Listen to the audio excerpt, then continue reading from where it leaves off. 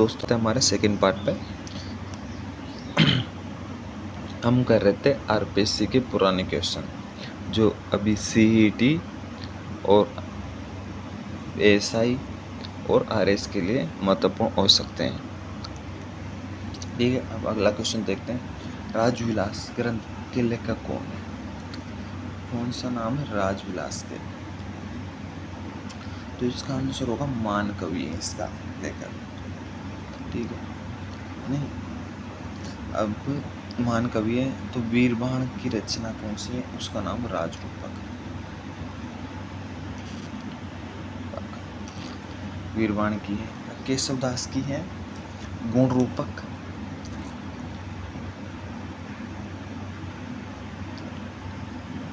गुण रूपक है। और राव अमर सिंह जी रा दुहा है। राव अमर सिंह जी रा दुहा है और विवेक वार्ता है, 3 है उसकी, इसी केशवदास की। ठीक है दोस्तों, इसका आंसर आपको मिल ही गया, राजविलास। अब इससे राज के नाम के 2-3 हैं। एक तो है राज प्रकाश, राज प्रकाश के किशोरदास है। एक है राज विनोद,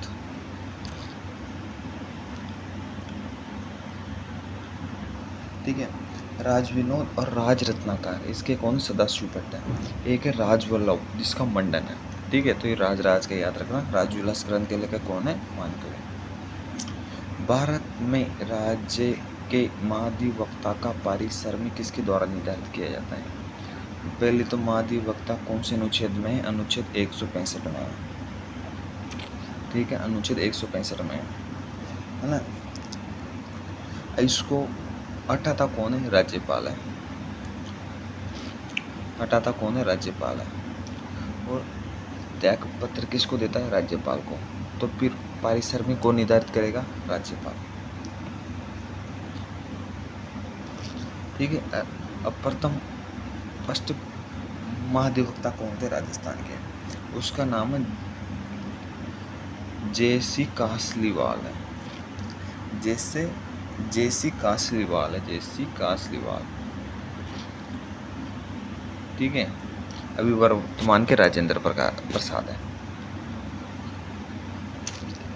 अभी क्वेश्चन है, किस संवैधानिक संशोधन द्वारा संविधान में यह जोड़ा गया कि एक व्यक्ति 2 से अधिक राज्यों का राज्यपाल नियुक्त किया जा सकता है? अब वो संविधान संशोधन आपको सबको पता होगा, इसे 7वां संविधान संशोधन है 1956 में।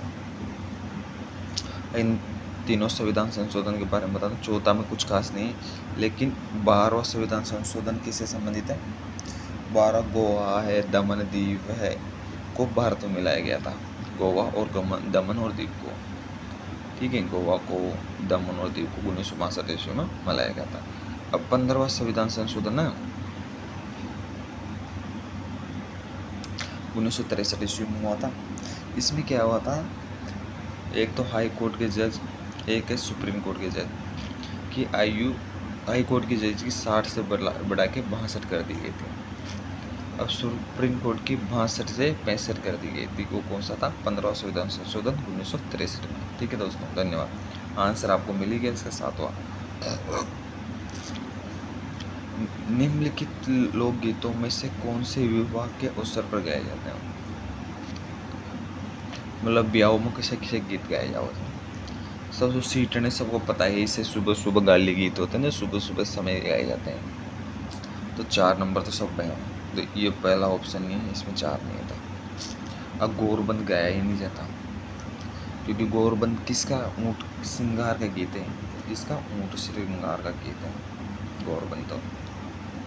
तो तीसरा तो होगा नहीं, जिसमें तीसरा वो होगा नहीं, ये अलग है।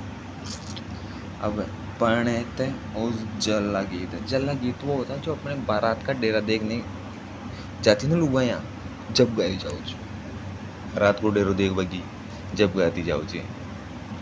ठीक है, तो 3 ऑप्शन है इसमें, तीसरा ऑप्शन हो जाएगा। ठीक है दोस्तों, आगे चलते हैं। ये थोड़ा बड़ा क्वेश्चन है।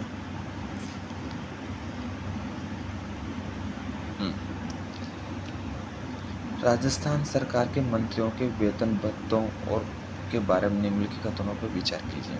राजस्थान सरकार के मंत्रियों के वेतन और भत्ते वही है जो भारत सरकार के संसद द्वारा समय से और कानून द्वारा निर्धारित होंगे। ये गलत है, क्योंकि वेतन और भत्ते ये विधान मंडल में निर्धारित कर लेते हैं। किसमें? विधान मंडल में। तो ये तो गलत है। 1 नवंबर 1956 से पूर्व राजस्थान सरकार के मंत्रियों के वेतन और भत्ते भारत के संविधान में दूसरे अनुसूची में उल्लिखित। ये भी गलत है, मतलब इसमें दोनों ही गलत है। ठीक है दोस्तों,